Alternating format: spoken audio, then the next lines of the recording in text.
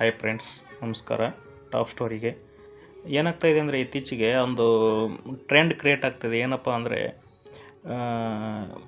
ಇಂಡಿಯಾದಲ್ಲಿ ಇದ್ಕೊಂಡು ಇಂಡಿಯಾದಕ್ಕೆ ಬೈಯೋದು. ಈಗ IPL ಸ್ಟಾರ್ಟ್ ಆಯ್ತಂದರೆ ಸುಮ್ಮನೆ ದುಡ್ಡು ವೇಸ್ಟ್ ಮಾಡ್ತಾಯಿದ್ದಾರೆ ಅಂತ ಹೇಳೋದು. ಮತ್ತು ಎಲ್ಲಿ ಏನೇ ಆದರೂ, ಇಂಡಿಯಾದಲ್ಲಿ ಏನೇ ಆದರೂ ಸ್ವಲ್ಪ ಜನ ಬೈತಿರ್ತಾರೆ. ಅವ್ರು ಏನಕ್ಕೆ ಬೈತಿರ್ತಾರೆ ಅವ್ರಿಗೆ ಅರ್ಥ ಆಗೋಲ್ಲ. ಒಟ್ಟಿನಲ್ಲಿ ಅವ್ರು ಬೈತಿರ್ತಾರೆ. ಮೋದಿಗೆ ಬೈಯೋದು, ಮತ್ತು ಎಲ್ಲರೂ ಬೈಯೋದು, ಈ ಥರ ಮಾಡ್ತಾಯಿರ್ತಾರೆ. ಇವ್ರಿಗೊಂದು ಮಾತು ಹೇಳ್ತೀನಿ, ನೀವು ಏನು ತಿಂತೀರ ಹೊಟ್ಟೆಗೆ ಅಂತ. ನೀವು ಯಾವುದ್ರ ದೇಶಕ್ಕೆ ಬೈಯೋದಿನ ನಿಮ್ಮ ಕೆಲಸ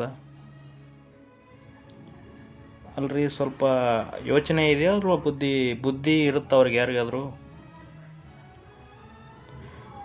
ಎಲ್ಲದಕ್ಕೂ ಈಗ ಮೊನ್ನೆ ಇಸ್ರೇಲು ಇರಾನ್ ಯುದ್ಧ ಆಗಿದ್ದಕ್ಕೆ ಇಂಡಿಯಾಕ್ಕೆ ಬೈತಾ ಇದ್ದಾರೆ.